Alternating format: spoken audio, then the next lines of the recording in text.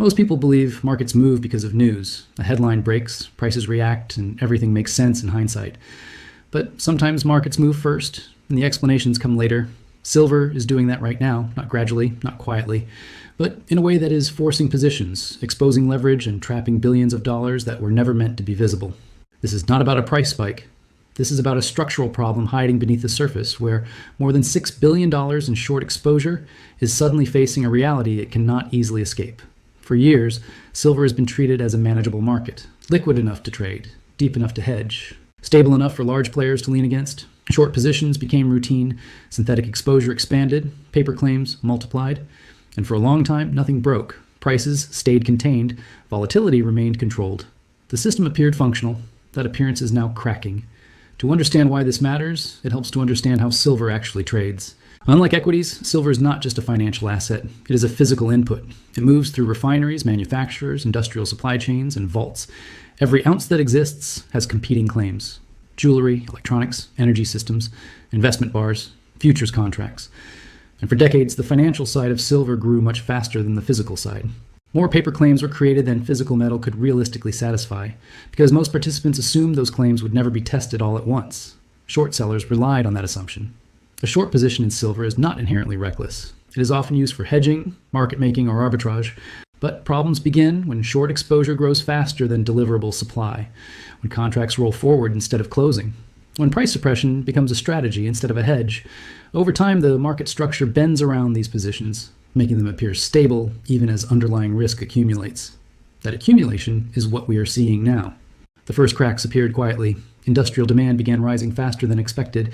Silver usage in electronics, solar infrastructure, and advanced manufacturing increased year after year. At the same time, mine supply failed to keep pace. New projects faced delays, costs rose, ore grades declined. Recycling did not fill the gap. These were not dramatic events individually, but together they changed the balance. Then something else happened. Inventories began shrinking.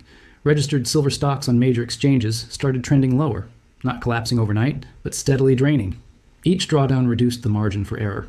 Each ounce leaving the system increased the risk that paper claims would someday face physical constraints. Still, short exposure remained elevated, because for a long time, price action did not punish it. That is where the trap was built. Short sellers assume liquidity will always be available when needed. They assume they can roll positions, buy back contracts, or settle exposure without moving the market against themselves. That assumption only holds when others are willing to sell. It breaks when demand becomes one-sided. Silver is entering that phase. As prices began moving upward with unusual persistence, something changed in market behavior. Pullbacks became shallow. Selling pressure weakened. Each dip attracted buyers faster than expected. This is a warning sign in any market, but in a heavily shorted market, it is dangerous. It signals that available supply at lower prices is being absorbed. At the same time, volatility patterns shifted. Instead of sharp spikes followed by rapid reversals, silver began stair-stepping higher. That type of movement is not driven by speculation alone. It reflects stress in positioning. It reflects participants who need to exit but cannot do so aggressively without pushing prices further against themselves. This is where the $6 billion problem emerges. Estimates of total short exposure in silver vary, but conservative calculations place it well into the multi-billion-dollar range. These positions exist across futures markets, derivatives, and structured products. Not all of them are speculative. Some belong to institutions managing risk, some belong to funds betting on price containment. But collectively, they depend on one thing: control. Control over liquidity, control over volatility, control over time. That control is eroding. As prices rise, margin requirements increase. Each dollar move higher forces shorts to post more capital to maintain positions. This is not optional, it is automatic. When prices rise quickly, margin calls cascade. Some positions are reduced voluntarily, others are forced out. Each forced exit adds buying pressure, which pushes prices higher, which triggers more stress. This feedback loop is the core of every short squeeze. But silver adds an extra layer of complexity, because delivery matters. Unlike purely financial assets, silver contracts carry the option of physical settlement. Most traders never take delivery, but the option exists. And the mere possibility of delivery constrains behavior when inventories are tight. If too many participants demand physical metal at once, the system must respond. It can raise prices, it can tighten rules, it can change incentives, but it cannot create metal out of thin air. This is why the current situation is not just about price. It is about credibility. When markets function smoothly, participants trust that contracts represent real, accessible value. When stress appears, that trust is tested. If prices rise sharply and inventories fall simultaneously, confidence weakens. Long holders become less willing to sell. Short holders become more desperate to exit. Liquidity disappears precisely when it is most needed. This is the definition of a trap. Attempts to stabilize the situation are already visible. Volatility management tools activate. Position limits are discussed. Messaging emphasizes normalcy. Analysts argue that price moves are temporary, driven by sentiment rather than fundamentals.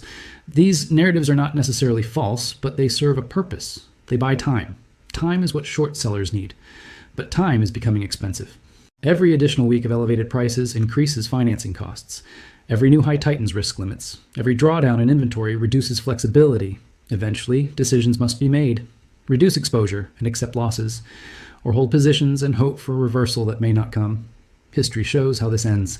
Markets with large, concentrated short positions rarely unwind quietly when fundamentals shift against them. They experience phases of denial, followed by disorderly repricing. Not because participants are irrational, but because constraints collide. Capital limits, physical limits, psychological limits. Silver has reached that intersection.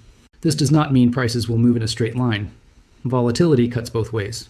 Sharp pullbacks are possible, but the underlying pressure remains. As long as industrial demand stays strong, supply remains constrained, and short exposure remains elevated, the imbalance persists. What makes this moment different from past episodes is scale. Silver demand today is structurally higher than in previous decades. Technology has embedded silver into systems that cannot easily substitute it. At the same time, financial exposure has grown through derivatives and leveraged products. This creates a market where small shifts can have outsized effects. The $6 billion figure matters because it represents sensitivity. It represents how much capital is exposed to a move that was not supposed to happen. When that exposure becomes visible, behavior changes. Risk managers intervene, counterparties reassess, liquidity providers step back. That is when markets reprice rapidly. Some will argue that the system can absorb this, that positions will be managed, that prices will stabilize, that silver has seen volatility before. All of that may be partially true, but it misses the deeper point. The issue is not whether silver can rise or fall. The issue is whether the structure supporting current positioning is still viable. Right now, it is under strain, and strain reveals reality. When this resolves, it will not be described as a single event. It will be remembered as a sequence: rising demand, tight supply, persistent price strength, forced adjustments, losses absorbed quietly by some, painfully by others. The outcome may not be dramatic in headlines, but it will matter to those involved. There are three critical takeaways from this situation. First, leverage hides risk until it does not. Short exposure can appear stable for years, but when conditions change, it becomes fragile very quickly. The larger the position, the less room there is to maneuver. Second, physical constraints still matter in financial markets. No amount of paper claims can fully override supply realities forever. When demand becomes real and delivery matters, pricing adjusts to reflect scarcity. Third, market control is an illusion during transitions. Participants who believe they can manage outcomes through positioning often discover that markets respond to pressure in nonlinear ways. This is not a call for panic, it is a call for awareness. Silver is sending a signal, not about speculation, but about structure, about what happens when assumptions collide with reality. Pay attention to how markets behave under stress. Watch liquidity, watch inventory data, watch volatility responses. These are the indicators that matter when narratives fail. Because when short sellers become trapped, markets do not ask for permission to move. They simply expose what was already there. If this explanation helped you see the mechanics beneath the headlines, take a moment to support the channel. Stay engaged, stay curious, and stay focused on understanding how systems behave when pressure builds.